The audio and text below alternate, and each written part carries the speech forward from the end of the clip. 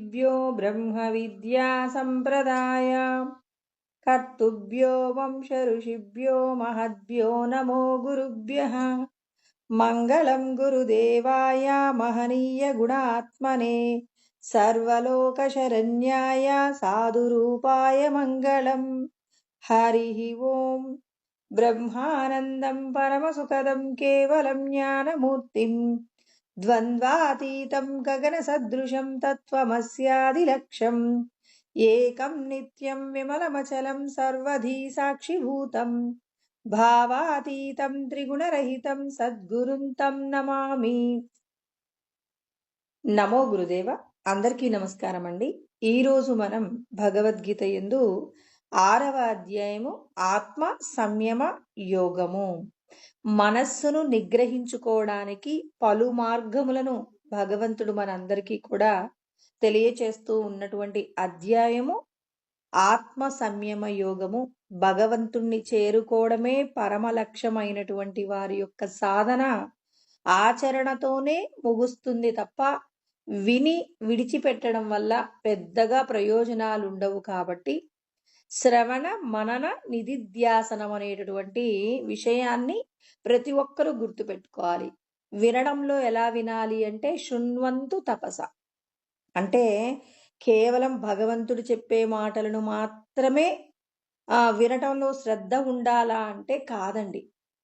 మనం ఎక్కడ ఉన్నా ఏ విషయాన్నైనా వింటున్నప్పుడు ఎలా వినాలి అంటే శ్రద్ధావాన్ అనసూయచ్చ అంటారు.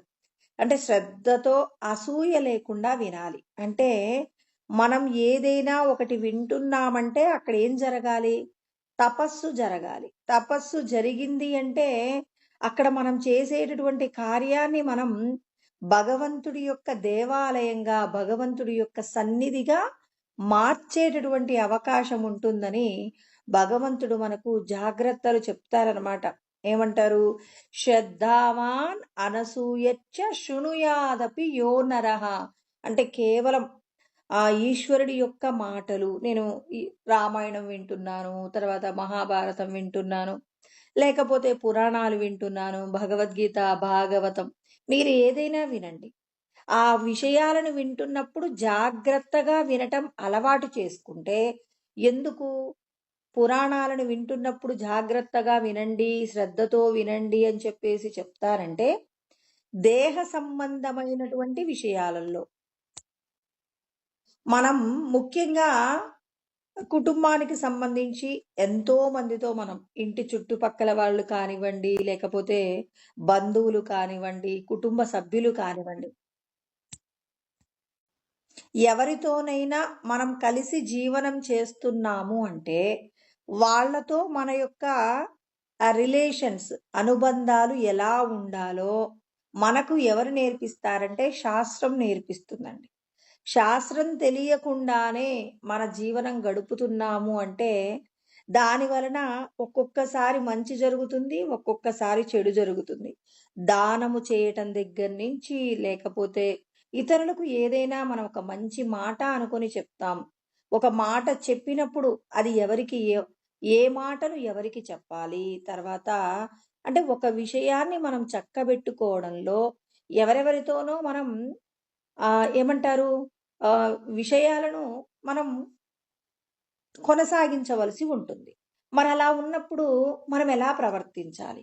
ఎలా ప్రవర్తించాలంటే, ఇప్పుడు శ్రీరాముడు గురించి మాట్లాడుకున్నామనుకోండి, శ్రీరాముడి యొక్క లక్షణాలు ఆచరించాలి అంటే అది చాలా కష్టతరం. ఎందుకు అంటే ఆయన మృదుభాషి, మితభాషి, పూర్వభాషి అని చెప్పేసి చెప్తారు. అంటే చాలా సున్నితంగా మాట్లాడతారు. శాస్త్రం ఎలా చెప్తుంది? సత్యం ప్రియహితం చేయత్. నువ్వు సత్యమే మాట్లాడినా చాలా ప్రియంగా చెప్పాలి అనటంలో శాస్త్రం ఎలా చెప్పిందో అలాగే ప్రవర్తిస్తారు శ్రీరామచంద్రుడు. తర్వాత మృదుభాషి, మితభాషి అంటే మితంగా మాట్లాడతారు. అవతలి వాళ్ళు 1000 మాటలు మాట్లాడనివ్వండి, ఆ 1000 మాటలలో ఇప్పుడు మనం ధాన్యం గింజలు తీసుకున్నప్పుడు అందులో కొంత తాలు కూడా వెళ్తుందండి. వాటిని ఏం చేస్తారు? చేట ద్వారా చెరిగినప్పుడు తాలు అనేటటువంటిది చాలా వస్తుందండి. ధాన్యపు గింజలు మాత్రం కొన్ని. సుమారు 1 కేజీ మంచి గింజలు వస్తే, ఒక 3, 4 కేజీలు ఏం చేస్తారు ఒక్కొక్కసారి ఆహ్, పొల్లులాగా పోతుందండి. అంటే కొన్ని ధాన్యపు గింజలలో అనేకమైనటువంటి పనికిరానటువంటి అంటే దానిలో బియ్యపు గింజలు లేనటువంటి తాలు చాలా ఉంటుంది. మరి దానికోసమని చెప్పి చెరగటంలో ఎంత జాగ్రత్త తీసుకుంటామో, అదే విధంగా అవతలి వాళ్ళు మాట్లాడేటటువంటి మాటలలో ఏది పనికొస్తుంది, ఏది పనికిరాదు. కొంతమంది ఏదో ఏమంటారు? సమయాన్ని ఎలా గడపాలో అర్థం కాక ఏదో ఒకటి మాట్లాడుతూ ఉంటారు. అలా మాట్లాడినటువంటి మాటలన్నీ మనం మనసు మీద పెట్టుకొని, ఒక పశువు గడ్డి నమిలినట్టుగా మనం కూడా వాళ్ళు మాట్లాడిన మాటలన్నీ నెమరవేశామనుకోండి, వాళ్ళకు ఏమంటారు? ఈ సమయాన్ని గడపటంలో మెలకువలు తెలియక, మనకు భగవంతుడిచ్చినటువంటి ఉపాధి అయినటువంటి ఈ శరీరాన్ని ఎలా వినియోగించుకోవాలో, మనం ఒక్క రూపాయి ఖర్చు పెట్టుకోకుండా భగవంతుడు మనకిచ్చిన ఐశ్వర్యం వాక్కండి. ఈ వాక్కును మనం ఏం చేస్తామంటే, మనకు భగవంతుడు ఒక రోజులో ఉదాహరణకండి ఒక సెల్ ఫోన్ ఛార్జింగ్ పెట్టామనుకోండి. ఆ పెట్టినప్పుడు మనకు అవసరమైన విషయానికి ఆ ఫోన్‌లో ఉన్న బ్యాటరీ ఉపయోగపడిందనుకోండి. అప్పుడు దానివల్ల ప్రయోజనం. అలా కాకుండా అనవసరమైన విషయాలన్నింటికి ఆ ఫోన్‌ని యూట్యూబ్‌లో రీల్స్ చూస్తానికి వాడుకున్నామనుకోండి. ఎవరో మనకు అర్జెంట్‌గా ఫోన్ చేయాలి. ఇప్పుడు అనవసరంగా ఏవేవో విషయాలు చూసాం, బ్యాటరీ డౌన్ అయింది. ఇప్పుడు అవసరమైన వాళ్ళు ఫోన్ చేద్దామంటున్నారు. చేస్తారని మనం ఎదురు చూస్తున్నాం. ఇప్పుడు బ్యాటరీ డెడ్ అయింది. కరెంట్ కూడా పోయింది ఛార్జింగ్ పెట్టుకోవడానికి. ఇప్పుడు మన పరిస్థితి ఏంటండి? అంటే భవిష్యత్తును ఊహించటంలో మనం ఫెయిల్ అయ్యాం కాబట్టి, ఫోన్‌లో ఛార్జింగ్ ఉందా లేదా అని చూసుకోకుండా మనం ఏం చేస్తాం? నిర్లక్ష్యంగా ఆ ఫోన్‌ని ఎలా అయితే ఎలాగో ఒకలాగా ఖర్చు పెట్టేసాం. ఇప్పుడు బ్యాటరీ డౌన్ అయింది. మీ కుటుంబంలో ఉన్న వాళ్ళకి ఏదో ప్రమాదం జరిగింది. మరి దానికి సంబంధించి మీరు కనుక్కుందాం అనుకున్నారు. ఆ ఫోన్‌లో ఉన్న రీల్స్ చూస్తూ చూస్తూ ఫోన్‌లో ఛార్జింగ్ ఉందో లేదో చూసుకోలేదు. ఇప్పుడు చూడండి, అవసరమైన విషయానికి అనవసరమైనటువంటి విషయాలన్నింటినో మనం పోగు చేసుకోవడం వలన వినవలసిన మాటను వినలేకపోతున్నాం. అదే విధంగా ధాన్యంలో ఉన్నటువంటి తాలు గింజలు పక్కకు నెట్టి మంచి గింజలను ఏరుకోవడం మనందరికీ తెలుసు. అదే విధంగా మాటలలో మన మన యొక్క శ్రేయస్సును పెంచుకునే మాటలు మాత్రమే దాచిపెట్టుకొని, అనవసరమైన అంటే దేహ సంబంధమైన విషయాలలో పలానా వాళ్ళకి ఇన్ని సంపదలున్నాయి, వాళ్ళు ఇలా అన్నారు, అలా అన్నారని భూమి మీద విడిచిపెట్టి వెళ్ళిపోయే విషయాల కోసం ఎవరెవరైతే తాపత్రయపడతారో అదంతా ప్రేయస్సు.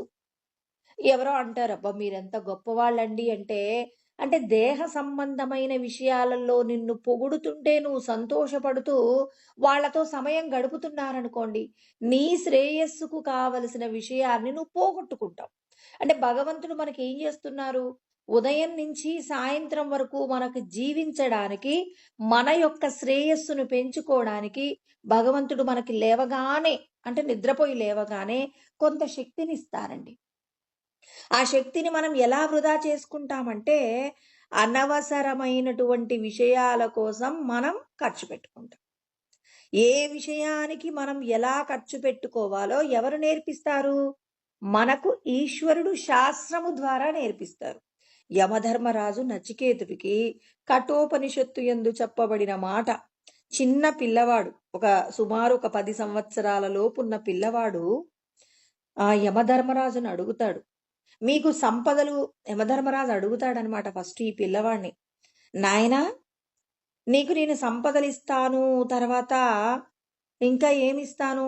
ఎంతకాలం భూమి మీద జీవించాలనుకుంటావో అంతకాలం జీవించవచ్చు. ఇలాంటి వరాలన్నీ నీకిస్తాను నాయనా అని 10 సంవత్సరాల పిల్లవాడిని బతిమిలాడుతున్నాడు యమధర్మరాజు. అసలు యమధర్మరాజుకు 10 సంవత్సరాల పిల్లవాడికి వరాలిస్తానని వెంటబడటం ఎందుకు అంటే, ఒక చిన్న తప్పు జరిగింది. అంటే శాస్త్రం తెలుసుకుంటున్నప్పుడు మనకి మన యొక్క సమయంలో మనకు ప్రమాదాన్ని ఇచ్చేటటువంటి విషయాలు ఏమున్నాయో తెలుస్తాయి. యమధర్మరాజు గారు ఊళ్ళో లేరండి. నచికేతుడు వాళ్ళ నాన్నగారు వాజశ్రవణుడు అనేటటువంటి ఆయన విశ్వజిత్ యాగాన్ని చేస్తూ ఉన్నాడు. అతని యొక్క ఉద్దేశం ఏంటంటే ధనవంతుడిని కావాలి, ప్రపంచ విజేత కావాలి అనేది ఆయన కోరిక. ఆయన కోరిక తీరాలి అంటే బ్రాహ్మణోత్తములు చెప్పారు, మీరు విశ్వజిత్ యాగం చేయండి. మీకున్న సర్వస్వాన్ని దానం చేయండి. ఎలా అంటే మనకి సత్యభామ శ్రీకృష్ణుడు నా సొంతం కావాలి అంటే నేనేం చేయవచ్చు అని అడిగితే నారదుల వారు చెప్తారు, అమ్మా నీకున్న సర్వస్వాన్ని ఏం చేస్తావు, నాకు దానంగా ఇవ్వు. అప్పుడు నువ్వేం చేయవచ్చు అంటే కృష్ణుణ్ణి, నీకు బాగా ఇష్టం కదా, నీకు సర్వస్వం శ్రీకృష్ణుడే కదా, కృష్ణుణ్ణి ఏం చేస్తావు నువ్వు, నాకు దానంగా ఇచ్చి. దానంగా ఇచ్చిన తర్వాత అమ్మ మీ కృష్ణుణ్ణి నేనేం చేసుకుంటాను, అప్పుడు కృష్ణుణ్ణి నీ దగ్గరున్న సంపదతో నువ్వు కొనుక్కోవచ్చు. ఎలా, నీకున్న సంపదనంతా ఆయన్ని మనం తక్కెడలో వేద్దాం. కృష్ణుడు ఎంత ఉంటాడమ్మా, కృష్ణుని ఒక పక్క, తర్వాత నీకున్న ఐశ్వర్యం అంతా ఒక పక్కన పెట్టుకో అన్నప్పుడు, సరే కృష్ణుణ్ణి కొనటం ఏ పాటి కష్టమో, నా దగ్గర చాలా ఐశ్వర్యం ఉందని ఆమె ఏం చేస్తుంది, కృష్ణ పరమాత్మను నారదుడికి దానం చేస్తుంది. ఆ తర్వాత జరిగిన సంఘటన మనందరికీ తెలుసు. ఇప్పుడు ఇదెందుకు అంటే ఇక్కడ వాజశ్రవణుడు కూడా విశ్వజిత్ యాగం చేయడంలో తనకున్న సంపదనంతా దానం చేస్తున్నాడు. దానం చేయడంలో ఇతని మనస్సు యందు ఏముంది అంటే మాలిన్యం ఉందండి. అంటే పెద్దవాళ్ళు ఒక మాట చెప్తారు, ఏమంటారు, పాత్రలో ఉన్న ఆహారం అంతా అలాగే ఉండాలి, పిల్లలు మాత్రం చాలా బొద్దుగా నిగనిగలాడుతూ ఉండాలంటారు. అంటే సంపదలు అయిపోవద్దు, పిల్లల ఎదుగుదల మాత్రం బాగుండాలి అంటారు. అది సాధ్యం కాదు కదా. ఇక్కడ వాజశ్రవణుడు కూడా అన్ని సంపదలు ఇవ్వాలి అంటే ఇవ్వబుద్ధి కావట్లేదండి. ఇవ్వబుద్ధి కాక ఏం చేశాడు, బ్రాహ్మణుల్ని పిలిచారు, బీడు భూముల్ని దానం చేస్తున్నారు.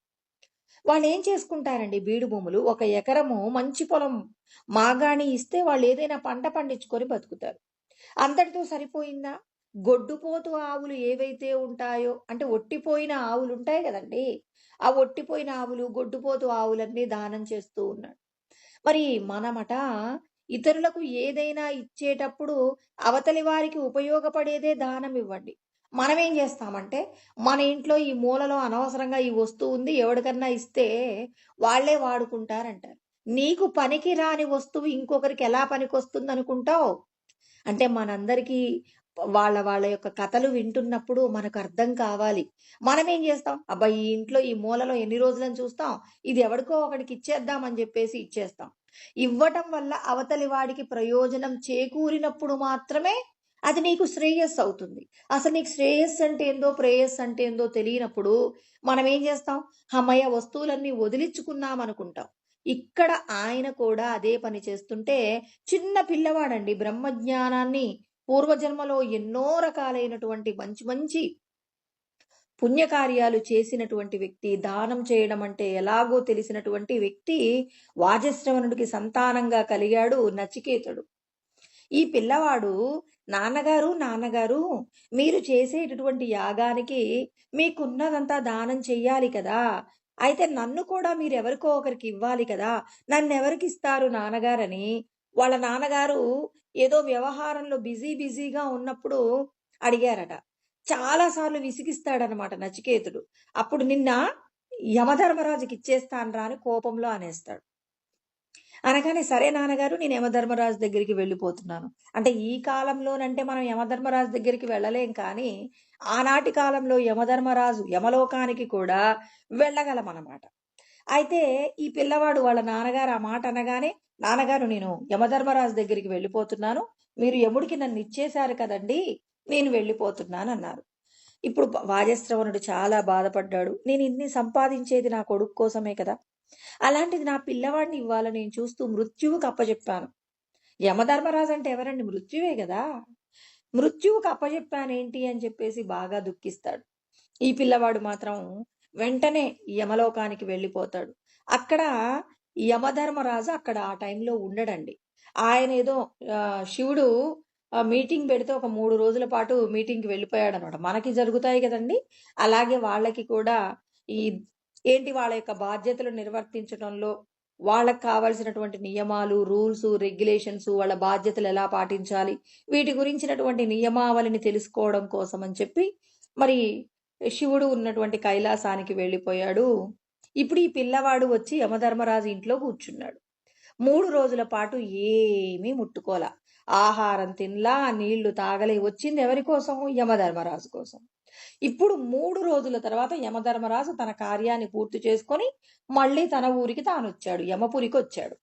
అలా వస్తుండగానే మంత్రులు వెళ్ళి గబగబా పిలుస్తున్నారు. రాజా రాజా, మీరు తొందరగా ఈ నీళ్లు తీసుకెళ్ళి మన ఇంటి ముందు, అంటే మీ గుమ్మం ముందు పడి ఉన్నటువంటి పిల్లవాడు ఉన్నాడు, ఒక పిల్లవాడు, బ్రాహ్మణ పిల్లవాడు, నచికేతుడు.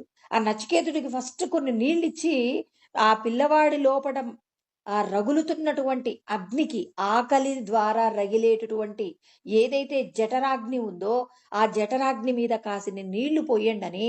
అసలు యమధర్మరాజుకి ఏమీ చెప్పలా. ముందు నీళ్ళు ఇవ్వండి అంటున్నారు.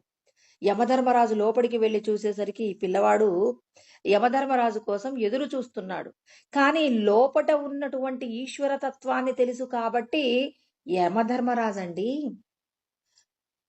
గతము, భవిష్యత్తు, వర్తమానం 3 చూడగలిగిన వ్యక్తి. ఎవరు ఏ తప్పు చేస్తే ఏ శిక్ష పడుతుందో తెలిసినటువంటి త్రికాల వేది యమధర్మరాజండి. అంటే ఇప్పుడు నేను ఒక తప్పు చేస్తున్నాననుకోండి, యమధర్మరాజు చూశాడనుకోండి, ఆహా నువ్వు ఈ తప్పు చేస్తున్నావా, నీకు భవిష్యత్తులో ఈ శిక్ష పడుతుంది. నేనప్పుడు ఒక పుణ్యకార్యం చేస్తున్నాననుకోండి, మంచి పుణ్యకార్యం చేస్తున్నావా, నీకు పలానా లోకంలో నీకు శ్రేయస్సు కలుగుతుందని నిర్ణయించటంలో ఆయన ఏంటి, తన వంతు బాధ్యతను తాను నిర్వర్తిస్తాడు. అంటే ఇక్కడ యమధర్మరాజుకి మనం శాస్త్రం తెలుసు కదండి. శాస్త్రం తెలుసు అన్నప్పుడు ఒక వ్యక్తి ఆకలితో ఉన్నారు అంటే మనకు ఏమనుకుంటాం, ఆయన మా ఇంటి అబ్బాయా, మా అబ్బాయి అయితే ఆకలి అయితే నేను అన్నం పెడతారు, ఎవడికో ఆకలి అయితే నాకేంటి. మరి వాడెక్కడున్నాడు? నీ ఇంటి ముందు ఉన్నాడు. నీ ఇంటి ముందు ఉండి వాడు ఆకలితో ఉన్నాడు, అయినా నాకేం సంబంధం అని చెప్పేసి నువ్వు పట్టించుకోకుండా ఉన్నావనుకోండి, ఇక్కడ యమధర్మరాజు లేనప్పుడు వచ్చినటువంటి పిల్లవాడు తన ఇంటి ముందు ఉండి మరి ఆకలితో పడుకున్నటువంటి ఆ పిల్లవాడి యొక్క లోపట రగులుతున్నటువంటి ఆ భగవంతుడి యొక్క రూపాన్ని చూశాడు. ఈశ్వరుడు చెప్పారు కదండి, అహం వైశ్వానరో భూత్వా ప్రాణినాం దేహమాశ్రిత ప్రాణాపాన సమాయుక్త పచామ్యన్నం చతుర్విధం. అంటే ఏమవుతుంది ఇక్కడ? మరి భగవంతుడు నేనే జఠరాగ్ని రూపంలో వైశ్వానరుడిగా ఉండి మీరు తిన్న ఆహారాన్ని పచనం చేస్తున్నానన్నారు. ఒకరు ఆకలితో ఉన్నారు అంటే వాళ్ళ లోపట భగవంతుడు ఏమవుతున్నారు? ఆకలితో ఆయన బాధపడుతున్నాడు. నిజంగా భగవంతుడు అంటాడు కదండి, నమాం కర్మాణి లింపంతి నమే కర్మఫలే స్పృహ అంటారు కదా. మరి ఇతన్ని కర్మలేవి అంటవు అంటారు, మరి ఆయన ఆకలితో ఉన్నారని అంటున్నారు. అంటే అన్నింటికీ భోక్త అనే మాట మర్చిపోకూడదు. పురుష ప్రకృతిస్థో హి బుంకే ప్రకృతి జాన్ గుణాన్. ప్రకృతి వలన పుట్టినటువంటి గుణముల వల్ల ఈ జీవుడు ఏవైతే అనుభవిస్తున్నాడో అనుభవించేటటువంటి ప్రతిదానికి కూడా భోక్త ఎవరు అంటే పరమాత్మ. మరి ఒక వ్యక్తి ఆకలితో ఉన్నాడు, అది మన ఇంట్లో ఉన్నాడు. అందుకే ఎవరైనా ఇంట్లో ఏదైనా ఒక విషయంలో గొడవ పడి ఎవరైనా ఆకలితో అంటే ఏమంటారు, ఏమీ తినకుండా పడుకున్నారనుకోండి, ఆ పడుకోవడం వల్ల ఏమవుతుంది అంటే ఎవరైతే వాళ్ళ యొక్క ఆకలికి కారణమయ్యారో వాళ్ళకి మహాపాపం చుట్టుకుంటుంది. యమధర్మరాజు కూడా అదే ఆలోచిస్తున్నాడు, అయ్యో నాకు మహాపాపం అంటుకుంటుంది. ఎందుకు? లోపట ఉన్న భగవంతుడు ఇప్పుడు ఉపవాసం చేస్తూ నువ్వు ఉండిపోయావనుకోండి, అది నీ సొంతంగా తీసుకున్న నిర్ణయం అండి. నీవు ఎవరినో తిట్టి ఎవరినో బాధ పెట్టి వాళ్ళు ఆహారాన్ని తీసుకోకుండా నువ్వు కారణమైతే అప్పుడు ఏమవుతుంది? అది ఖచ్చితంగా నీకు శిక్ష పడుతుంది. మరి ఇక్కడ యమధర్మరాజు కారణం కాకపోయినా యమధర్మరాజు ఇంటి ముందు ఒక వ్యక్తి నిరాహారిగా ఉన్నాడు, దాని వలన రాబోయే ప్రమాదం తెలిసిన వ్యక్తి. శాస్త్రం తెలిస్తే ఒక మనిషి మన ఇంటి ముందు నిలబడితే ఆ వ్యక్తిని ఖాళీ కడుపుతో పంపిస్తే ఎంతటి ప్రమాదం వస్తుందో తెలిస్తే మనం వణికిపోతామండి. మనమేమనుకుంటాం, అబ్బాయి ఇవన్నీ తెలుసుకొని బాధపడటం కన్నా తెలియకుండా ఉంటే మంచిది కదా అనుకుంటాం. నీకు తెలిసినా తెలియకపోయినా జరిగే నష్టం జరుగుతుంది. ఈ జన్మలో నువ్వు బుద్ధి చైతన్యాన్ని వినియోగించి భగవంతుడి యొక్క జ్ఞానాన్ని తెలుసుకున్నప్పుడు నువ్వు జాగ్రత్త పడవద్దు. ఇప్పుడు యమధర్మరాజు పిల్లవాడిని లోపల భగ భగ భగ భగ మండుతున్నటువంటి ఆ జఠరాగ్ని వైశ్వానరుడికి కాసిన్ని మంచినీళ్ళు ఇచ్చి కుశలం అడిగి ఆ పిల్లవాడిని, నాయనా నేను నీకు 3 వరాలు ఇస్తాను, ఆ 3 వరాలను తీసుకుని శాంతించు. అంటే పిల్లవాడు ఆకలితో ఉన్నాడు, ఆ పిల్లవాడికి కాసిన్ని నీళ్ళు ఇచ్చారు. ఇప్పుడు ఆ పిల్లవాడి వలన ఏదైనా ప్రమాదం జరుగుతుందేమో, ఆ పిల్లవాడు ఏం శాపం పెట్టడండి. ఆ లోపట ఉన్నటువంటి భగవంతుడు వేసేటటువంటి శిక్షకు భయపడుతున్నాడు యమధర్మరాజు. అంటే మనందరికి ఏం చెప్తున్నారు? ఒక వ్యక్తి ఖాళీ కడుపుతో మీ ఇంట్లో పడుకున్నారు అంటే మీ ఐశ్వర్యం పోవడానికి పెద్దగా మీరు ఏమీ చేయనక్కర్లా. ఒక వ్యక్తిని మీరు ఏదో ఒక విధంగా మరి కోపంతోనో ఏదో ఒక కారణం చేత నిరాహారిగా మీ ఇంట్లో ఉంచండి చాలు. మన ఐశ్వర్యం పోవడానికి పెద్దగా ఇబ్బంది పడాల్సింది లేదు. మన సంపద ఎందుకు పోతుందో తెలియదు. ఎలా పోయిందో అర్థం కాకుండా కొంతమందిని చూడండి, ఎంత ఐశ్వర్యంతో బతికారు, ఇవాళ కనీసం తినటానికి తిండి లేక బతుకుతున్నారు అని చెప్పేసి మనం ఊళ్ళల్లో చాలా మందిని చూస్తాం. ఊళ్ళల్లో ఏంటంటే పట్టణాలలో కూడా చూస్తాం. ఎక్కడైనా చూస్తాం. ఊళ్ళల్లో అంటే ఒకరికి ఏదైనా జరిగిందంటే అందరికీ తెలుస్తుంది. అదే పట్టణంలో అయితే తెలియడానికి పెద్దగా అవకాశం ఉండదు. ఎందుకంటే వాళ్ళు ఏ ఊరు వెళ్ళారో అనుకుంటారు. ఈ ఇల్లు ఖాళీ చేశారనుకోండి, మళ్ళీ వేరే ఊరు ఎందుకు వెళ్ళారో, వ్యాపారమో ఉద్యోగమో ఎందుకు వెళ్ళారో అనుకుంటారు. వాళ్ళకేదో కష్టాలొచ్చాయి, వాళ్ళు వెళ్ళిపోయారని అనుకోవడానికి వీల్లేదు కాబట్టి ఎక్కువగా ఊళ్ళల్లో అనే పదం వాడతారు. అంటే చూడండి, ఇక్కడ శాస్త్రం తెలిసినందుకు యమధర్మరాజు నచికేతుడిని శాంతింపచేస్తున్నారు. అంటే ఎవరైనా మన వల్ల బాధపడితే వాళ్లను శాంతింప చేయడం అనేది నేర్పిస్తున్నాడా లేదా? యమధర్మరాజు మనకు నేర్పిస్తున్నాడు. ఆయన ఆచరించి చూపిస్తున్నాడా? ఉత్తగా మాటలతో చెప్తున్నాడా? ఆయన భయపడుతూ, నాయన నీకేం కావాలో చెప్పు. అంటే మా నాన్నగారు తెలుసో తెలియకో పాపాలు చేస్తున్నాడండి, మా నాన్నగారికి శిక్ష పడకుండా కాపాడండి అని వాళ్ళ నాన్నగారి యొక్క పాపాన్ని తీసేయిస్తున్నాడు. మా నాన్నకు సరైనటువంటి ఏమంటారు, నిగ్రహ శక్తి లేదు, ఆ సంపదల మీద వ్యామోహం పోలేదు, వైరాగ్యం సరిగా కలగలేదు, అందుకే మా నాన్నగారు తప్పు చేస్తున్నారు. మరి మా నాన్న తెలుసో తెలియకో చేస్తున్నారు, మా నాన్నగారు తప్పుని దిద్దుకునేలాగా మా నాన్నగారిని క్షమించండి, మా నాన్నగారికి కష్టం రాకుండా, మా నాన్నగారికి పడే శిక్ష నుండి మీరు కాపాడుతానని మాట ఇవ్వండి. అంటే తప్పకుండా నాయన, తప్పకుండా మీ నాన్నగారు దీని వలన, ఈ చేసిన పాపం వల్ల ప్రమాదంలో పడకుండా ఆయన పాపం పోయేలాగా నేను అనుగ్రహం చేస్తున్నానన్నాడు.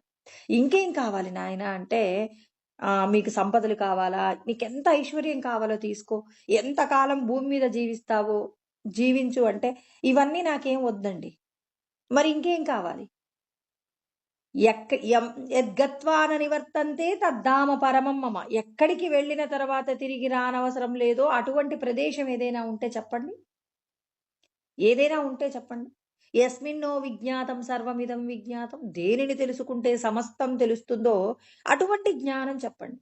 అదెందుకు నాయనా నీకు, నీకెంత ఐశ్వర్యం అంటే చూడండి, ఇప్పుడు మనకు ఒక దేవత ప్రత్యక్షమై నీకేం కావాలంటే ఏమనుకు, బ్రహ్మజ్ఞానం లేకపోతే ఏమనుకుంటామంటే, అబ్బా ఐశ్వర్యం ఉంటే బాగుండు, ఓ పెద్ద పదవి ఉంటే బాగుండు, పెద్ద ఉద్యోగం ఉంటే బాగుండు, మా కుటుంబాల్లో మంచి మంచి సుఖాలు విజయాలు ఉంటే బాగుండని మనం అనుకుంటాం కదా.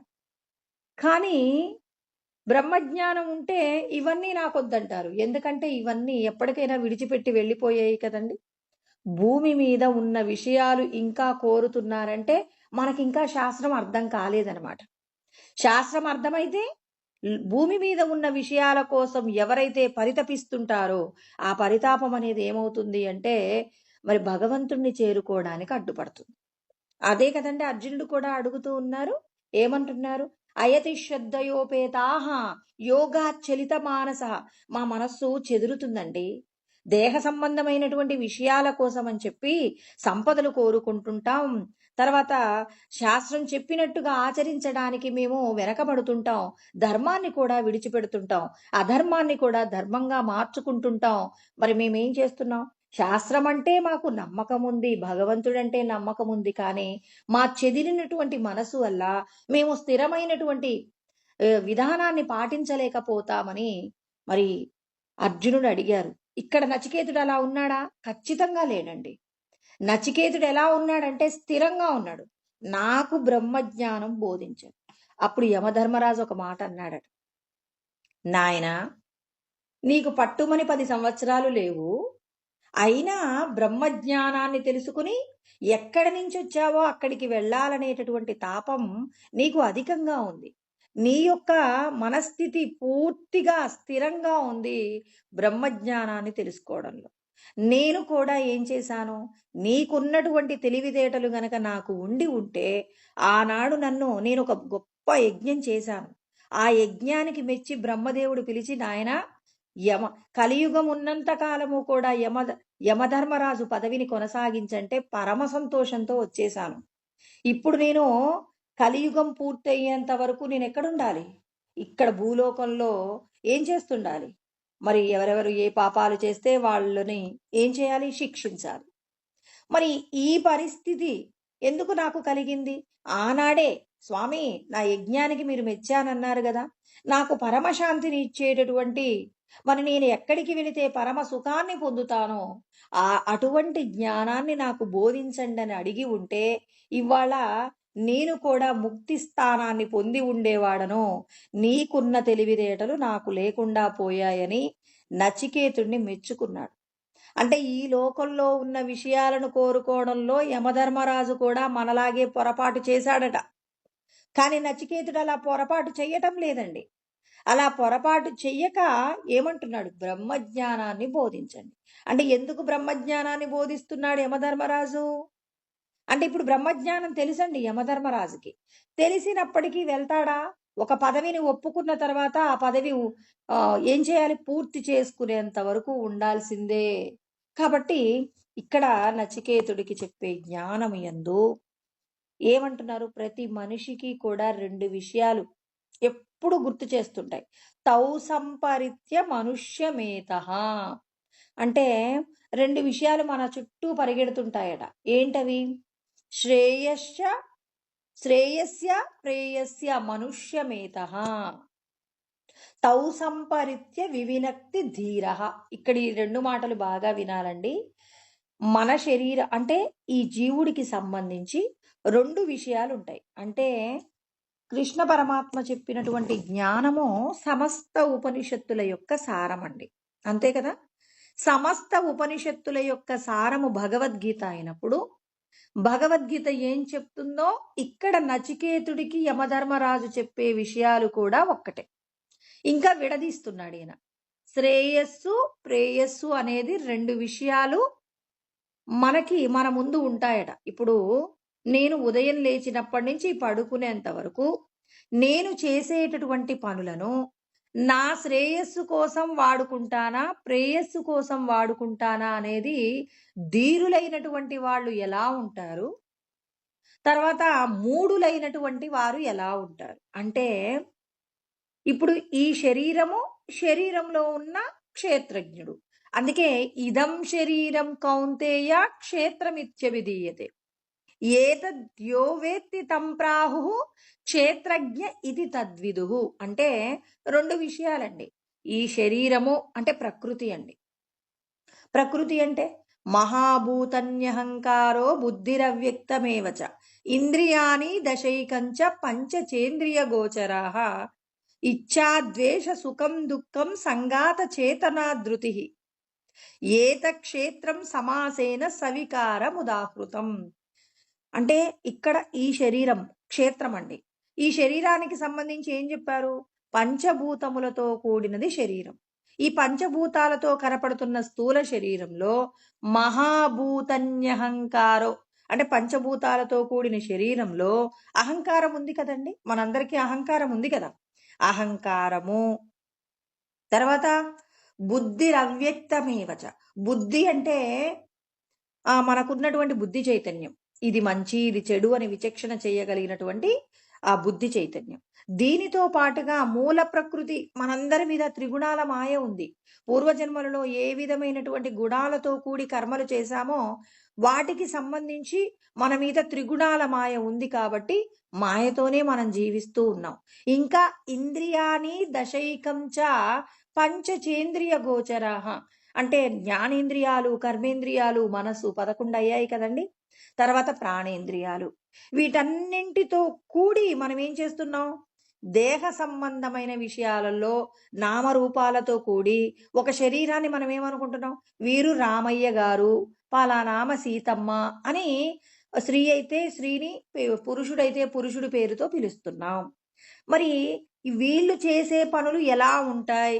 ఇచ్చా, ద్వేష, సుఖం, దుఃఖం. అంటే మనకొచ్చిన సుఖము, ఈ శరీరానికి సంబంధించి సుఖము, దుఃఖము, ఇచ్చ ఒకరి మీద ఏదో ఒక వస్తువు కావాలని, ఒకరి మీద ప్రేమ, తర్వాత ద్వేషము, ఇంకా ఇచ్చా, ద్వేష, సుఖం, దుఃఖం, సంఘాత, చేతన, ధృతి. మనం ఏ గుణముతో కూడి నేను సంపదలు సంపాదించుకోవడంలో స్వార్థంతో నేనొక్కడే బతకాలని జీవిస్తున్నాననుకోండి, అలా తమో గుణము. భార్యా బిడ్డల కోసం శ్రమిస్తుంటే అది రజో. తాను తన యొక్క పనులను, అంటే తన కుటుంబాన్ని చక్కగా ధర్మపదంలో నడిపిస్తూ లోకానికి కూడా ఎంతో కొంత ఉపకారాన్ని చేస్తున్నటువంటి సత్వగుణ సంపన్నుడు. అన్నింటినీ విడిచిపెట్టి విశుద్ధ సత్వంలో ఉండేటటువంటి జీవన్ముక్తులు, ఇలా అందరూ ఉంటారు. అంటే ఈ దేహానికి సంబంధించి సాక్షిగా చూస్తున్నటువంటి రమణ మహర్షి లాంటి వాళ్ళు ఉంటారు. తర్వాత ఇక 3 గుణాలతో కూడి జీవించే వాళ్ళు ఉంటారు. ఏతక్షేత్రం అంటే ఇక్కడ క్షేత్రానికి సంబంధించి ఇవన్నీ జరుగుతాయి. సమాసేన సవికారం ఉదాహృతం. అంటే ఇవన్నీ మన శరీరానికి సంబంధించిన విషయాలండి. పూర్వజన్మలలో, అంటే ఇప్పుడు ఒక వ్యక్తి ఒక టీచర్కి సంబంధించినటువంటి ఉద్యోగాన్ని పొందడం కోసం అని చెప్పేసి చదువుకున్నటువంటి చదువు ఏదైతే ఉందో అది ఏమవుతుంది? తనకు ఆ ఉద్యోగాన్ని ఇస్తుంది. అతడు టీచర్గా ఉంటాడు. తర్వాత తన కుటుంబం యొక్క పరిస్థితులు మళ్ళీ వేరుగా ఉంటాయి. స్కూలుకు వెళ్ళిన తర్వాత టీచర్గా తన బాధ్యతలు తాను నిర్వర్తిస్తాడు. ఇంటికి వచ్చిన తర్వాత మరి భార్యకు భర్తగా ఉంటాడు, పిల్లలకు తండ్రిగా ఉంటాడు, పిల్లలకు తన తల్లిదండ్రులకు కొడుకుగా ఉంటాడు, ఆ చుట్టుపక్కల ఉన్నటువంటి వారికి, ఇరుగు పొరుగు వారికి సన్నిహితుడుగా ఉంటాడు. తర్వాత ఒక్కొక్క పాత్రలో ఒక్కొక్కలాగా ఉంటాడు. అంటే మనకు అర్థమవుతుంది, ఇక్కడ తాను చేసే ఉద్యోగమునందు అందరూ సార్ అంటారు. ఇంటికి వచ్చిన తర్వాత నాన్న అంటున్నారు, భార్య ఏవండి అంటుంది, పిల్లలు కొడుకుని ఏరా అంటున్నారు, ఇతను నాన్నగారు అంటున్నాడు పిల్లలతో. తర్వాత రకరకాల విషయాలలో ఒక్కొక్క చోట ఒక్కొక్కలాగా పిలువబడుతున్నారు. అంటే మనకు సంబంధించి, ఉద్యోగానికి సంబంధించి ఒక రకంగా, కుటుంబానికి సంబంధించి ఒక రకంగా. అదేవిధంగా ఈ శరీరమునందు ఉన్నటువంటి మనల్ని కూడా ఈశ్వరుడు వేరు చేస్తున్నాడు. వేరు చేయడం అంటే ఏమంటున్నారు? ఇది శరీరము అని ఎవరైతే తెలుసుకుంటున్నారో అతడు క్షేత్రజ్ఞుడు. ఆ క్షేత్రజ్ఞుడు ఎలాంటి వారు అంటే సర్వతః పాణిపాదం తత్ సర్వతోక్షి శిరోముఖం సర్వతః శృతిమల్లోకే సర్వమావృత్య తిష్టతి. అంతటా వ్యాపించి ఉన్నటువంటి పరబ్రహ్మ స్వరూపము. ఆయన కాళ్ళు, చేతులు, తలలు అన్ని రూపాలలో ఆయనే ఉన్నాడు. మత్తః పరతరం నాణ్యత్ కించిదస్తి ధనంజయ మయి సర్వమిదం ప్రోతం సూత్రే మణిగణ ఇవ. మరి పూసలన్నింటిది ఒక హారముగా మార్చాలి అంటే దారము ఏ విధంగా ఆధారమవుతుందో 84 లక్షల రకాల ఉపాధులన్నీ కూడా ఏమవుతున్నాయి? ఒక దారము చేత. దారము ఆధారం అవుతుంది. ఏమిటా దారం? ఆత్మ చైతన్యం. ఆ ఆత్మ చైతన్యమే నీవు క్షేత్రజ్ఞుడవు. బావిని తవ్వుతున్నప్పుడు మట్టిని మాత్రమే తీస్తాం, నీళ్ల కోసం ప్రయత్నం చెయ్యాల్సిన అవసరం లేకుండా ఈ క్షేత్రానికి సంబంధించిన మాయను తొలగిస్తే దాని కింద మరి స్పష్టంగా ఎలా ఉంటారు? అజో నిత్య శాశ్వతోయం పురాణో నహన్యతే హన్యమానే శరీరే. పుట్టుక లేనటువంటి వారు, నిత్యుడు, శాశ్వతుడు, పురాతనుడు. ఆయన ఎలా ఉంటాడు? ఆయన మనకి 12వ అధ్యాయంలో చెప్తారండి. అవ్యక్తోక్షర ఇత్యుక్త, సారీ కాదండి, ఏ త్వక్షరం అనిర్దేశం అవ్యక్తం పర్యుపాసతే సర్వత్ర గమచింత్యం చ కూటస్థమచలం ధ్రువం అని. ధ్రువం అంటే నిత్యుడు, కూటస్థం అంటే చలించనటువంటి వాడు, అంతటా సర్వత్రగమ అంటే అంతటా వ్యాపించి, అచింత్యం చింతింప నలవి కానటువంటి, ఏతు అక్షరం అంటే నాశనము లేనటువంటి పరబ్రహ్మ స్వరూపంగా, అనిర్దేశం నిర్దేశించడానికి వీలు లేనట్టు, మరి ఉన్నటువంటి పరబ్రహ్మ స్వరూపము పుట్టుక లేదు, మరణము లేదు. తర్వాత శాశ్వతుడైనటువంటి సనాతనుడైనటువంటి పరబ్రహ్మము ఎవరు? మనం. మనమేమంటున్నాం? ఈ శరీరానికి సంబంధించిన విషయాలన్నీ మనవి అనుకుంటున్నాం. మనవి అనుకున్నప్పుడు మనం ఏం చేస్తున్నామంటే, మనము అంటే ఇప్పుడు మనం అజ్ఞానము చేత జీవుడుగా ఉన్నాం. ఈ జీవుడుగా, ఇది జీవుడు కాదు, భగవంతుడి యొక్క ద్వితీయ రూపం అని కూడా నిన్న చెప్పుకున్నామండి. అంటే ఈ శరీరమే నేను అనుకున్నప్పుడు ఈ దేహానికి సంబంధించి నేను పరిమితమైనటువంటి వాడను.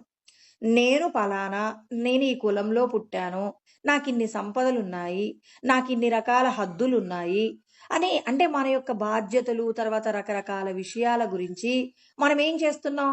మనం ఒక పరిధిలో జీవిస్తున్నాం. మనం బ్రహ్మజ్ఞానాన్ని తెలుసుకుని మన మీద ఉన్న మాయని పోగొట్టుకుంటే గనక మనం ఎవరము? మనము అన్నింటికి 84 లక్షల రకాల ఉపాధులకు ఆధారమైనటువంటి పరబ్రహ్మ స్వరూపముగా, క్షేత్రజ్ఞుడుగా మనం మారిపోతామట. అలా మారిపోవాలి అంటే ఇక్కడ యమధర్మరాజు నచికేతుడికి చెప్పిన మాట మనం కూడా చదువుకుంటున్నాం. శ్రేయస్య ప్రేయస్య అంటే, శ్రేయస్సు అంటే లోపట ఉన్న జీవుడి యొక్క ఉపకారం కోసం చేసే పనులు. ప్రేయస్య అంటే ఈ శరీరానికి సంబంధించి సంపదలు, తర్వాత ఆరోగ్యము, ఇలాంటి విషయాల గురించి, అంటే దేహ సంబంధమైన విషయాల గురించి నిరంతరం ఆలోచిస్తాడు. ఇప్పుడు ఇంటి ముందుకు ఎవరో వచ్చారండి. ఇంటి ముందుకు ఎవరో వస్తే మీరు నలుగురికి మాత్రమే ఆహారం వండుకున్నారు. ఇప్పుడు ఇంటి ముందుకు ఎవరో వచ్చారు అన్నప్పుడు ఏం ఆలోచిస్తాం? నా కుటుంబము కంటే మిగిలిన వాళ్ళు ఎక్కువ కాదు. ఇంకా నేనిప్పుడు నాది త్యాగం చేసి వేరొకరికి పెడితే ఇప్పుడు నేను వండుకొని తినాలి అంటే దుఃఖమిత్యేవ యత్కర్మ కాయక్లేశ భయాత్యజేత్ సకృత్వా రాజసం త్యాగం నైవ త్యాగ ఫలం లభేత్.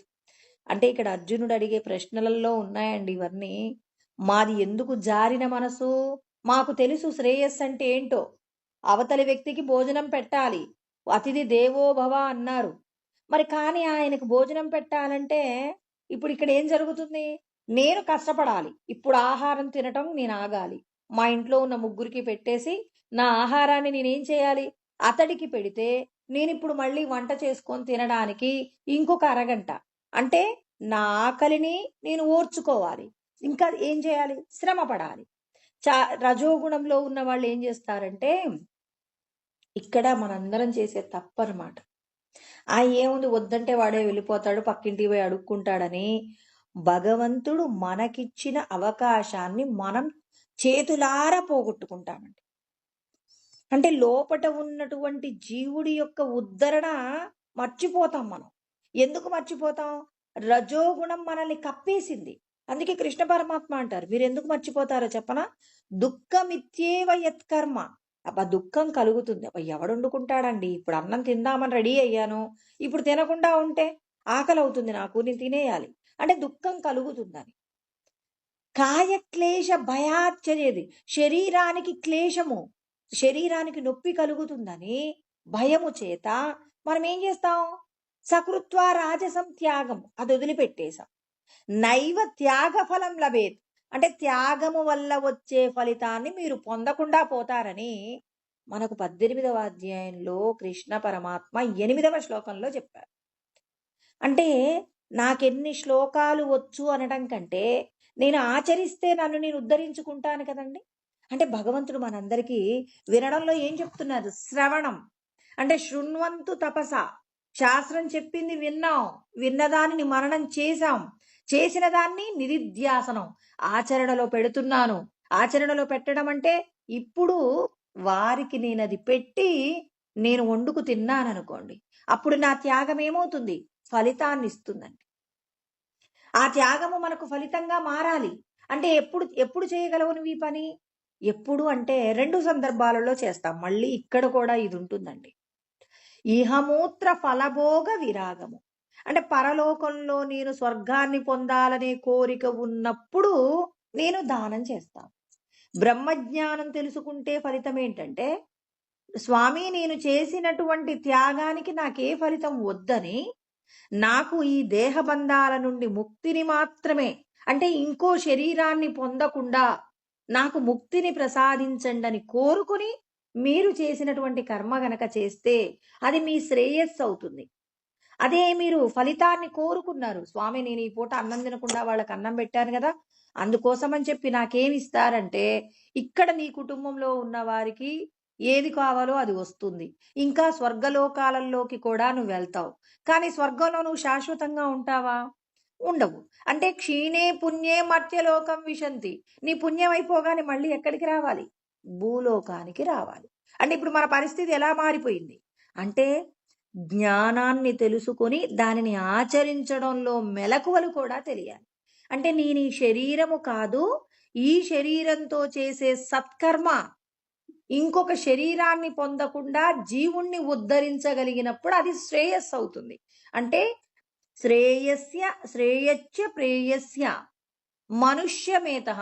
మనుష్యుడికి మాత్రమే ఈ విషయాలు తెలుస్తాయి. ఒక పశువుకు తెలుసా అండి? ఒక పశువుకు తెలియదు కదా! నేను ఈ గడ్డి తినకుండా ఉంటే మా ఓనర్‌కి మేలు జరుగుతుంది. ఈ గడ్డి తింటేనే మంచిది అని చెప్పి పశువు విచక్షణ చేయగలుగుతుందా? అంతటి వివేచనా శక్తి ఉందా? లేదు.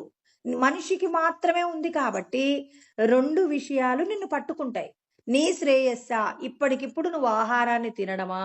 లేకపోతే త్యాగం చేసి మరి అవతల వ్యక్తికి పెట్టి ఎవరి యొక్క ఉద్ధరణకు నువ్వు కారణమవుతావు? ఈ జీవుడు ఈ శరీరాన్ని ధరించి ఉన్న జీవుడి యొక్క ఉద్ధరణకి మరి బుద్ధి చైతన్యం గనక వినియోగించబడితే అప్పుడు ఏమవుతుంది? తన యొక్క శ్రేయస్సు పెరుగుతుంది. అందుకే ఇక్కడ ఆయన చెప్తున్నాడు తౌ సంపరిత్య. అంటే మనం ఉదయం లేచినప్పటి నుంచి పడుకునేంత వరకు చేసే పనులలో ప్రతి క్షణం ఎలా ఉండాలి? యదిహ్యహం నవర్తేయం జాతు కర్మణ్యతంద్రిత. అంటే నువ్వేం చేయాలి? చాలా జాగ్రత్తగా ప్రతి క్షణాన్ని జాగరూకతగా నువ్వు ఉంటే తప్ప, అంటే ఎలర్ట్‌గా ఉంటే తప్ప నీ కర్తవ్యాన్ని నువ్వు నిర్వర్తించలేవు. ఉదయం లేచినప్పటి నుంచి పడుకునేంత వరకు మీరు ఎవరెవరిని కలిశారు? ఎవరెవరితో ఏమేం మాట్లాడారు? ఎలా ప్రవర్తించారు? జీవుడి యొక్క శ్రేయస్సు కోసం ఆలోచించారా? లేకపోతే దేహ సంబంధమైన విషయాల కోసం ఎక్కడైనా పొరపాట్లు చేశారా? అందుకే రాత్రి పడుకునేటప్పుడు ఉదయం నుంచి సాయంత్రం వరకు జరిగిన పనులన్నీ విచారణ చెయ్యండి అంటే నేనెన్ని తప్పులు చేశాను, తప్పులకు క్షమాపణ కోరడం కాదండి. నేను జీవుడిని ఉద్ధరించడం కోసం ఏదైనా సత్కర్మ చేశానా? చేసిన కర్మ యొక్క ఫలాన్ని ఈశ్వరుడికి సమర్పణ చేశానా? అని విచారణ చేసుకొని స్వామి రేపటి నుంచైనా శ్రేయస్సును కలిగించే పనులు చేసేలాగా జాగ్రత్తగా ఉండేలాగా నాకు అనుగ్రహం చెయ్యండని చేసిన పొరపాట్లకు పశ్చాత్తాపం పొందుతూ రేపు జరగబోయేటటువంటి ఆ రోజులో నేను జీవుడి యొక్క శ్రేయస్సు పెంచేలాగా నా బుద్ధి చైతన్యాన్ని వికసింపచేయమని భగవంతుడికి నివేదన చేసుకుని ఆ ప్రార్థన చేసి భగవంతుడి యొక్క ఆశీర్వాదం కోరుతూ నిద్రపోవాలి. అంటే ఇక్కడ మనిషికి మాత్రమే సంప్రాప్తించేది తౌ సంపరిత్య శ్రేయస్సా ప్రేయస్సా. ఇప్పుడేంటి భార్యా బిడ్డల కోసం నువ్వు చేసినటువంటి ఏదైతే పని ఉందో ఆ పని వలన కేవలం భార్యా బిడ్డల్నే పోషించుకుంటావా? లేకపోతే నిన్ను నువ్వు ఉద్ధరించుకుంటావా? అంటే సత్యం తెలియక మనం ఏం చేస్తామంటండి, దేహ సంబంధమైన విషయాల వైపు మొగ్గుతాం. అలా మొగ్గిన వాళ్ళ గురించి కూడా మాట్లాడుతున్నారనమాట. శ్రేయోహి ధీరోభి ప్రేయసో వృణీతే. అంటే ధీరుడైనటువంటి వారు దేహ సంబంధమైన సుఖాలను కోరుకోకుండా జీవుడి యొక్క ఉద్ధరణ కోసం పరులకు చేసేటటువంటి ఉపకారం కోసం నిరంతరం పరితపిస్తుంటాడు. అంటే జీవుడి యొక్క ఉద్ధరణ అంటే ఏమయ్యింది? ఇతరులకు మనము చేసినటువంటి త్యాగపూర్వకమైనటువంటి కర్మయే ఏమవుతుంది? జీవుడి యొక్క శ్రేయస్సు. కృష్ణ పరమాత్మ మనకు 8వ అధ్యాయంలోనండి 3వ శ్లోకంలో చెప్తాడు. ఏమంటాడు? అక్షరం బ్రహ్మ పరమం స్వభావోధ్యాత్మముచ్యతే భూత భావోద్భవకరో విసర్గ కర్మ సంజ్ఞిత అని నేను పరబ్రహ్మ స్వరూపం అని చెప్తారు కృష్ణ పరమాత్మ. మీరందరూ నా యొక్క ప్రత్యేగాత్మ స్వరూపాలు, స్వభావో అధ్యాత్మముచ్యతే. మీరందరూ కేవలం నామరూపాలతో కనపడే దేహాదులు కాదు, ఈ దేహాన్ని నడిపించేటటువంటి ప్రత్యేగాత్మ స్వరూపాలే మీరు అని చెప్పాడు. అంటే ముందు తన గురించి చెప్పుకున్నాడు. నన్ను బ్రహ్మం అంటారని, నా యొక్క అంశాలన్నింటినీ కూడా అధ్యాత్మము అంటే ప్రత్యేగాత్మలని, మరి నేను చేసే కర్మ అంటే జీవుడుగా ఉన్నటువంటి ఈనాడు ఉన్నటువంటి జీవుడుగా ఉండి నన్ను తెలుసుకుంటున్నటువంటి వారు, అంటే నా జ్ఞానాన్ని తెలుసుకుంటున్నటువంటి వారు ఏం చేయాలి? తమ యొక్క స్వస్వరూపాన్ని గుర్తు పెట్టుకొని, నేను ప్రత్యేగాత్మనే కానీ దేహం కాదు, నన్ను నేను తెలుసుకోవాలంటే ఏం చేయాలి అని ఎవరైతే తాపత్రయపడుతున్నారో వారందరికీ చెప్తున్నారు. భూత భావోద్భవకరో విసర్గ కర్మ సంజ్ఞిత. నేను ఈ సృష్టి చేసేటప్పుడు ఎలా ప్రవర్తిస్తానంటే అన్ని ప్రాణుల్ని సృష్టిస్తాను. ఎవరి మీద కూడా వీళ్ళు నా వాళ్ళు, వీళ్ళు పరాయి వాళ్ళనే వ్యత్యాసం లేకుండా అందరి పట్ల కూడా ఎలా ఉంటానట? కర్మ ఫలాలను విడిచిపెట్టి ఎవరెవరు ఏమేం పనులు చేశారు దానిని బట్టి మాత్రమే నేను వారికి సంపదలు ఇవ్వడంలో, వాళ్ళను పుట్టించడంలో, ఒకరు కష్టపడుతున్నా ఒకరు సుఖపడుతున్నా కారణం నేను ఏమాత్రమూ కూడా ఏం చేస్తాను? ఫలితాన్ని కోరుకోను. పలానా వాళ్ళు మా చుట్టాలు కదా, వాళ్ళకి నేను కొద్దిగా ఇవ్వాలి, పలానా వాళ్ళు నన్ను నిరంతరం పూజిస్తుంటారు కదా అని నేను ఎప్పుడూ ఆలోచించను. నేనేం చేస్తుంటాను? ఎప్పుడూ కూడా నేను ఇతరుల నుంచి ఏది ఆశించకుండా నేనేం చేస్తాను? కర్మ చేస్తాను. అంటే మీరు కూడా ఏం చేయాలి? మీరు చేసే కర్మ యొక్క ఫలాలను ఏం చేయాలి? విడిచిపెట్టి ఈశ్వరుడికి సమర్పణ చేసి ఇతరులకు ఉపకారము చేయడంలో కృతకృత్యులు కండి అంటాడు కృష్ణ పరమాత్మ. 15వ అధ్యాయం అండి. చిట్ట చివరి శ్లోకం మొత్తం వివరణ, అంటే ఈ జీవుడికి సంబంధించిన వివరాలన్నీ చెప్పి, ఇతి గుహ్యతమం శాస్త్రం ఇదముక్తం మయానగా, పాపము లేనటువంటి వారికి మాత్రమే రహస్యమైనటువంటి భగవద్గీతలో చెప్పబడిన విషయాలన్నీ పొందుపరిచి మీ అందరికీ చెప్తున్నాను. అంటే భగవద్గీత యందు చెప్పబడిన అన్ని విషయాలు రహస్యమైనవి. ఆ రహస్యమైన విషయాలు నేను ఎవరికి చెప్తాను? ఎవరెవరికైతే పాపము లేదో పాపము లేని వారికి మాత్రమే చెప్తాను. అంటే మనందరినీ పొగుడుతున్నాడు ఆయన. పాపము లేని వారు కాబట్టి మీరు ఈ విషయాలు తెలుసుకుంటున్నారు. ఇంకా ఎక్కడో మూలాలలో ఉన్నటువంటి ఏవైనా చిన్న చిన్న లోపాలుంటే ఆ లోపాలన్నీ పోగొట్టుకోండి. ఎలా పోగొట్టుకుంటారు? ఏతద్ బుద్ధ్వా బుద్ధిమాన్ స్యాత్ కృత కృత్యచ్చ భారత అంటున్నారు.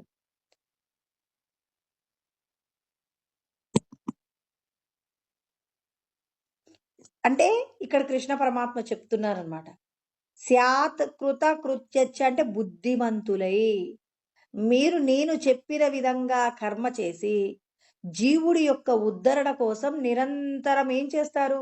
నేను శాస్త్రమునందు చెప్పబడిన విషయాలన్నింటినీ శ్రద్ధగా మీరు ఆచరణలో పెట్టండి.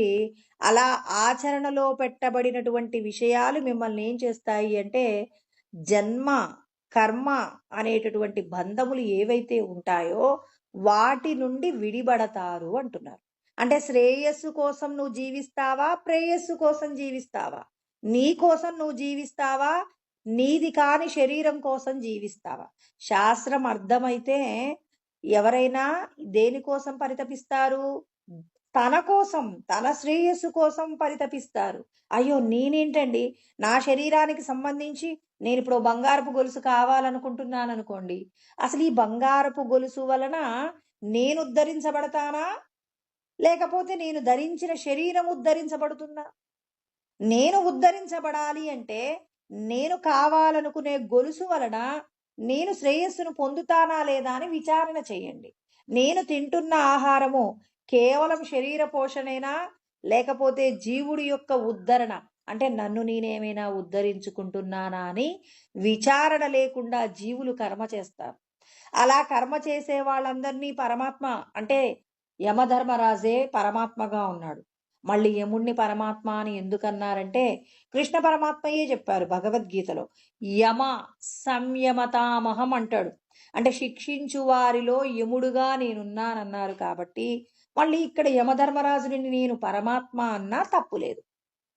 అంటే ఇక్కడ మనకు ఈశ్వరుడు తెలియచేసే సత్యం ఏమిటి? మీకోసం పనిచేస్తారా? ఈ దేహం మీది కాని కొద్ది రోజులు మీతో ఉండే ఈ దేహం కోసం పనిచేస్తారు. సత్యం తెలిసిన వారేమో తన కోసం పని చేసుకుంటాడు. సత్యం తెలియనటువంటి మూఢులైన వాళ్ళు, నేను అనట్లేదండి, యమధర్మరాజు అంటున్నారు. ఏమంటున్నారు? ప్రేయో అంటే ఎవరైతే మూఢులైనటువంటి వారుంటారు. ప్రేయో అంటే తన యొక్క శ్రేయస్సు గురించి తెలియనటువంటి వాడు దేహ సంబంధమైనటువంటి విషయాలలో ఏం చేస్తున్నాడు అంటే ఆయన ప్రేయో మందో అంటే మందమతి, బుద్ధిహీనుడంట. బుద్ధి విహీనుడు, మూఢుడు అని చెప్పేసి పిలుస్తున్నారు. యోగక్షేమాద్ వృణీతే అంటే మూఢుడైనటువంటి వాడేమో భార్యాబిడ్డల కోసం అని చెప్పేసి సంపదలను సంపాదించడం, వాటిని వినియోగించుకోవడంలో కృతకృత్యుడవుతాడు. అలా కాకుండా భగవంతుడి యొక్క బ్రహ్మజ్ఞానాన్ని తెలుసుకుని తనను తాను ఈ దేహ పంజరంలో నుంచి విడిపించుకోవాలి అనుకున్నప్పుడు ఆయన ఏం చేస్తాడు అంటే అక్కడ శ్రేయో, ఎవరైతే శ్రేయస్సును కోరుకుంటాడో శ్రేయోహి ధీరోభి, ధీరుడైనటువంటి వాడు మాత్రం ఏం చేస్తాడంటే ఆయన విడిచిపెడతాడు. దేన్ని విడిచిపెడతాడు? ప్రేయసో వృణితే. ప్రేయసు అంటే విడిచిపెడతాడు, దేహ సంబంధమైన సుఖాలు విడిచిపెడతాడు. ఇందాక నేను శ్లోకం చెప్పాను కదండి, నేను తిందామనుకున్న ఆహారాన్ని వేరొకరి కోసం త్యాగం చేయాలి అంటే నేను కొంత కష్టపడాలి. మరి కొంత కష్టపడడం వల్ల నీకేమైనా లాభం ఉంటుందా అంటే ఆ త్యాగం వల్ల వచ్చే ఫలితం చాలా గొప్పగా ఉంటుంది. నువ్వు నీ లోపట ఉన్నటువంటి జీవుడి యొక్క ఉద్ధరణ కోసం నువ్వు తిన్న ఆహారాన్ని 1 గంట సేపు నువ్వు గనక ఓర్చుకొని వేరొక వ్యక్తి యొక్క ఆకలిని తీర్చావంటే నీకు కలిగేటటువంటి ఫలాలు నీ కుటుంబాన్ని కాపాడతాయి. తర్వాత పరలోకంలో నీ యొక్క ప్రయాణానికి కూడా ఏ విధమైనటువంటి ఇబ్బంది లేకుండా గొప్పవైన ఫలితాలు మీరు పొందుతారని కృష్ణ పరమాత్మ మనకు చెప్తున్నారు. ఇక్కడ నచికేతుడికి కూడా యమధర్మరాజు ఏం చెప్తున్నారు? ధీరులైనటు నువ్వు ఆ నచికేతుడిని పొగుడుతున్నాడు. నాయనా, నువ్వు ధీరుడైనటువంటి పిల్లవాడివి. నువ్వు నీ యొక్క శ్రేయస్సు గురించే ఆలోచిస్తున్నావు. దేహ సంబంధమైన విషయాల యొక్క ఆలోచన నీకు లేనే లేదు. ఎందుకంటే ఈ దేహంతో నువ్వు భూమి మీద చాలా ఉంటావు, చాలా రోజులు ఉంటావు, చాలా సంపదలను అనుభవిస్తావు. నువ్వు ఈ సామ్రాజ్యానికి అంటే భూమి మీద ఉన్నటువంటి భూమండలానంతటికీ కూడా నువ్వు చక్రవర్తిగా ఉంటావంటే అసలు ఈ భూమండలంలో ఉన్న విషయాలు నాకొద్దు స్వామి, నేను ముక్తిని పొందే మార్గం చెప్పండి అని అడిగాడు. ఆ మార్గం మనందరికీ కూడా చెప్తున్నారు. అర్జునుడు అంటున్నారు, ఇంత జ్ఞానం విన్న తర్వాత స్వామి బాగుంది, కానీ మరి మాకు ఆచరించాలని ఉంటుంది కానీ ఆచరించలేకపోతున్నాం. అంటే శాస్త్రాన్ని సరిగా మననం చేసినా ఆచరణలో పెట్టుకోవడంలో మనం ఫెయిల్ అవుతాం. ఎందుకు ఫెయిల్ అవుతామంటే కుటుంబ పరిస్థితులు ఒక్కొక్కసారి అవతలి వ్యక్తికి దానం చేద్దామని అనుకున్నా చెయ్యలేనటువంటి పరిస్థితులు ఉంటాయి. మరి ఒకవేళ మాకు మరణం సంభవిస్తే మా పరిస్థితి ఏంటి?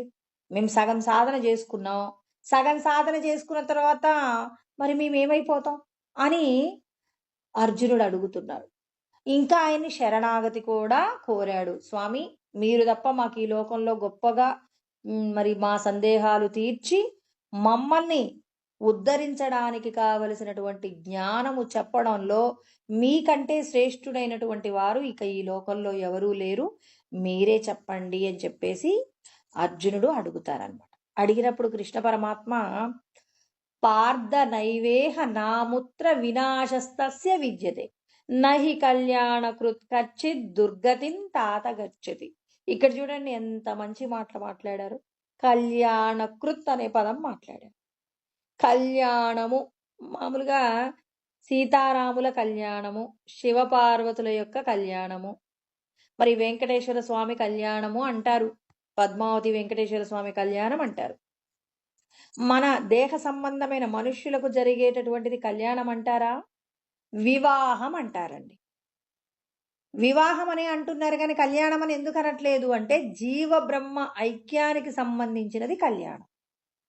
దేహ సంబంధమైనటువంటి ఈ దేహాలకు సంబంధించి మరి ఎవరైతే స్త్రీ పురుషులుగా ఉన్నారో అంటే దేహాలకు సంబంధించి జరిగేటటువంటి క్రతువునేమంటారు?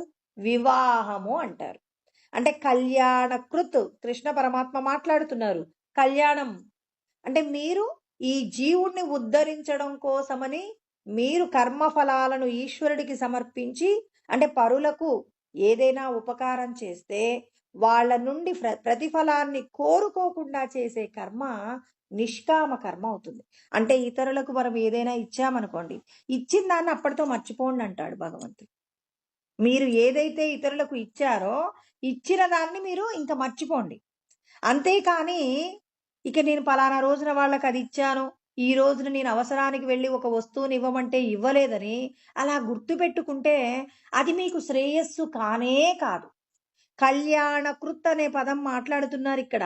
జీవ బ్రహ్మ ఐక్యానికి ఉపయోగపడేది శ్రేయస్సు, జీవుడి యొక్క శ్రేయస్సు కోసం మీరు చేసిన కర్మ. ఈ మాట చెప్పడం కోసమే ఈరోజు కఠోపనిషత్తులో ఈ శ్లోకంని చెప్పడం జరిగిందండి. అంటే నీకు శ్రేయస్సు అంటే ఏంటో తెలియాలి. ఆ శ్రేయస్సు కోసం ఇంటి ముందుకు ఎవరైనా వస్తే కాసిని మంచినీళ్ళు ఇచ్చారనుకోండి, అబ్బా మంచినీళ్ళు ఇచ్చాను అని చెప్పేసి అనుకోవడం కాదు. ఈశ్వరుడు నాకు ఈ రోజున ఒక మంచి సత్కార్యం చేసుకునే భాగ్యాన్ని నాకు ప్రసాదించారని, వచ్చినటువంటి వారు సాక్షాత్తు శ్రీమన్నారాయణుడే అని మనము పొంగిపోయి వారికి నీరు ఇచ్చామనుకోండి, అవతలి వారు మనిషేనండి, ఆ మనిషికి నీళ్ళు ఇస్తారు.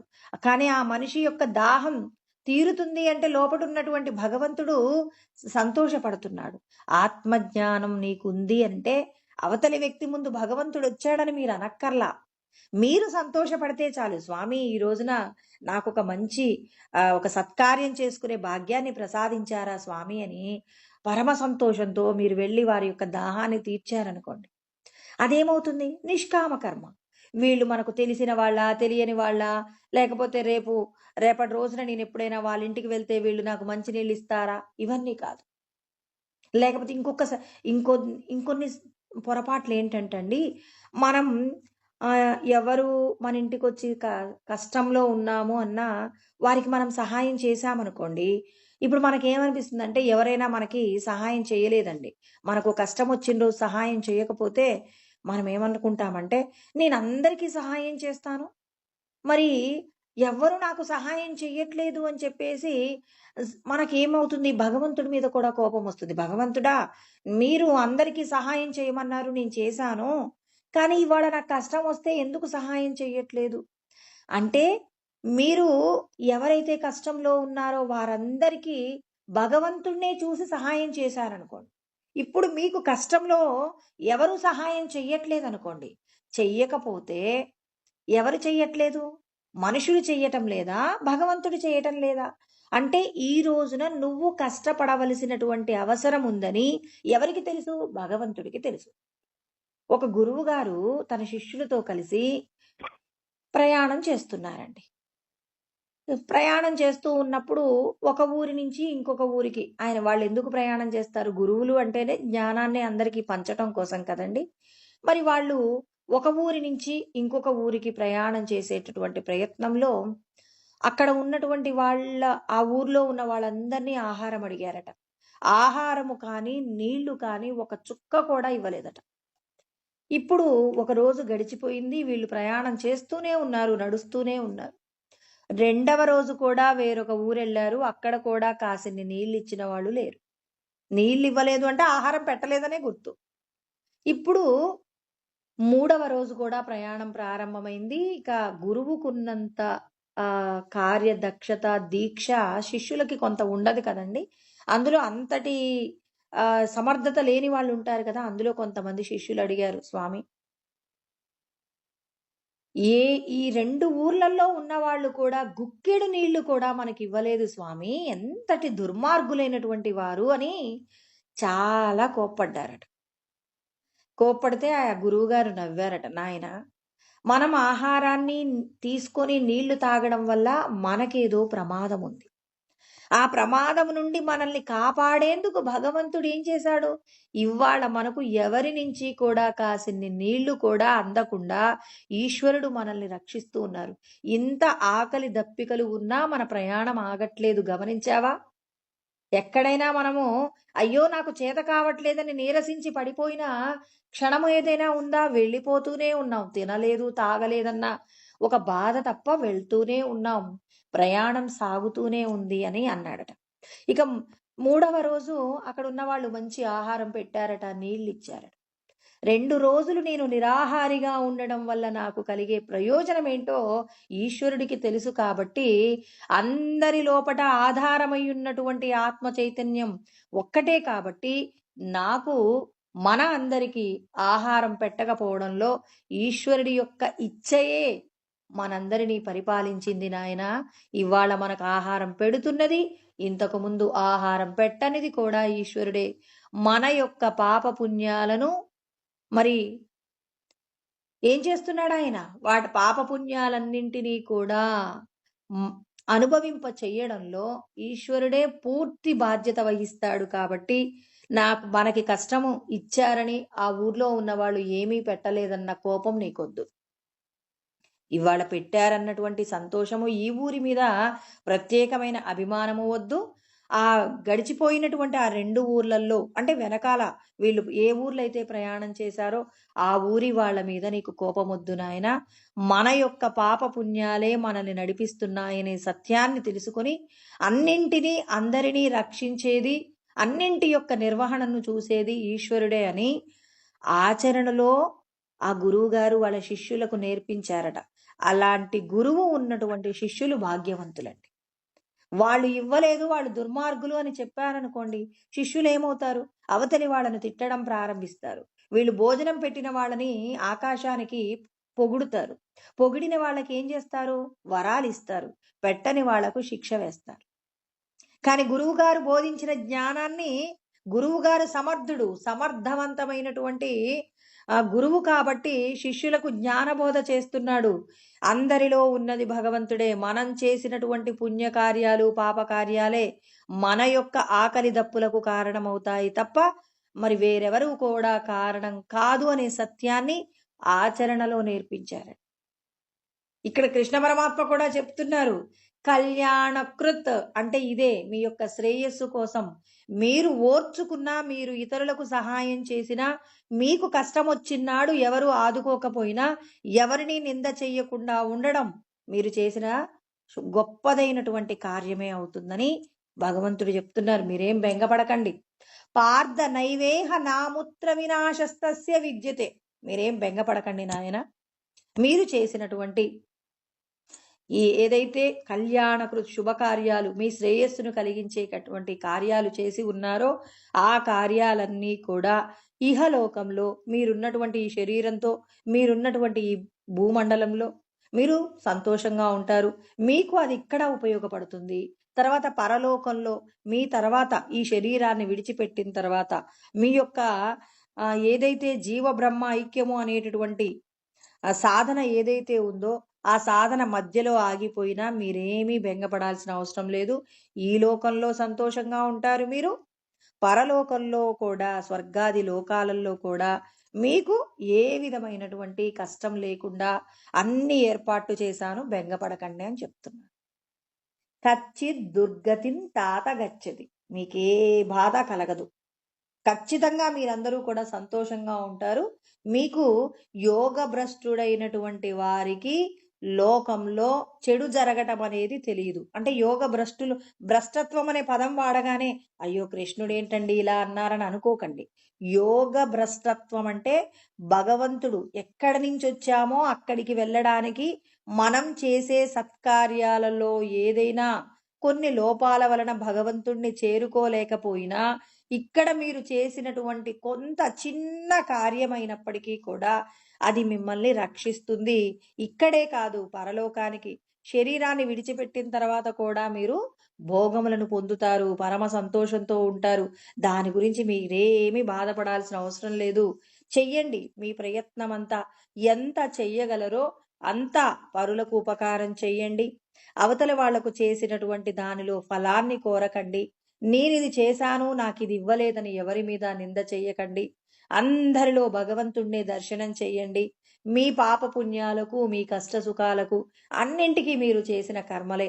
ఆ కర్మల యొక్క ఫలం మిమ్మల్ని ముక్తులను చెయ్యాలి అంటే శ్రేయస్సును కలిగించేలాగా మీరు కార్యములను చెయ్యమని కృష్ణ పరమాత్మ మన అందరికీ కూడా జ్ఞానాన్ని బోధిస్తూ, అంటే మనందరం ఏ చిన్న ఉపకారము చేసిన ఫలితాన్ని కోరకుండా అది మిమ్మల్ని రక్షిస్తుందే కానీ మీకెప్పుడు చెడు ప్రమాదాలు తీసుకురాదు, మిమ్మల్ని కష్టపెట్టదు అనే సత్యాన్ని చెప్తూ, మరి మనం ఈ శరీరం విడిచిపెట్టిన తర్వాత మనకు ఎలాంటి సద్గతులు కలుగుతాయనేది తర్వాత శ్లోకంలో చెప్తారు. మీరేం బెంగపడకండి. ఇక్కడ మీరు ఎంతైతే చేశారో చేసిన దానికి ఖచ్చితంగా గొప్పదైనటువంటి ప్రతిఫలం ఉంటుంది అని తర్వాత శ్లోకాల్లో చెప్తారనమాట. ఒక్కొక్క దశలో ఎవరెవరి సాధన ఎంత గొప్పగా ఉంటుందో ఆ సాధనను బట్టి భగవంతుడు మనకు ఎలాంటి జీవనాన్ని, మన ప్రయాణంలో ఉన్న సుఖాల గురించి 6వ అధ్యాయంలోనే వివరణ చేస్తారనమాట. రేపటి నుంచి చెప్పబోతున్నారు. మొదట ఏమన్నారు? మీరు చేసే సత్కార్యాలు మిమ్మల్ని రక్షిస్తాయి, ఈ లోకంలో పరలోకంలో రక్షిస్తాయి. కాబట్టి ఎప్పుడూ కూడా సత్కార్యాలు చేయడంలో వెనకబడకండి. మీ శ్రేయస్సుని పెంచుకునేలాగా పరులకు ఉపకారమే చెయ్యండి. చేసిన ఉపకారంలో ఫలితాన్ని కోరకండి. ఒక పనిని చెయ్యడం మీ కర్తవ్యంగా తీసుకొని మీ బాధ్యతలు మీరు నిర్వర్తించమని భగవంతుడు మన యొక్క ప్రేయస్సుని పెంచుకోవడానికి కావలసిన కార్యాలు ఎవరు కూడా ఆపకూడదని భగవంతుడు మనకు జ్ఞానబోధ చేస్తూ ఉన్నారు. తర్వాత మనం అంటే మనకేంటంటే తర్వాత జరగబోయే దాని గురించి తెలిసిందనుకోండి, మనం చేస్తున్న సాధనలో మనకేం అర్థం కాదు. నేనింత జ్ఞానం తెలుసుకుంటున్నాను, ఇంత సాధన చేస్తున్నాను, దీనివల్ల నాకేమైనా లాభం ఉంటుందా ఉండదా అని చెప్పి మనకు బెంగ కలుగుతుంది. ఆ బెంగ నుండి మనల్ని రక్షిస్తున్నాడు భగవంతుడు. మీకు ఏదైనా మీ భవిష్యత్తు గొప్పగానే ఉంటుంది తప్ప ఎప్పుడు తక్కువ స్థాయిలో ఉండదు. మిమ్మల్ని నేను రక్షిస్తూనే ఉంటాను. మీరు చేసిన ఒక రవ్వంత సత్కార్యమైనా అది మిమ్మల్ని రక్షిస్తుందే కానీ మిమ్మల్ని ఇబ్బంది పెట్టదు అని చెప్పి కృష్ణ పరమాత్మ చెప్తూ ఉన్నారు. మిగిలినవి రేపు తెలుసుకుందామండి. ఓం సహనావతు సహనౌ భునక్తు సహ వీర్యం కరవావహై తేజస్వినావధీతమస్తు మా విద్విషావహై. ఓం శాంతి శాంతి శాంతి. ఇలాంటి మరిన్ని ఆధ్యాత్మిక ప్రవచనాల కోసం మా ఛానల్ని సబ్స్క్రైబ్ చేసుకోండి.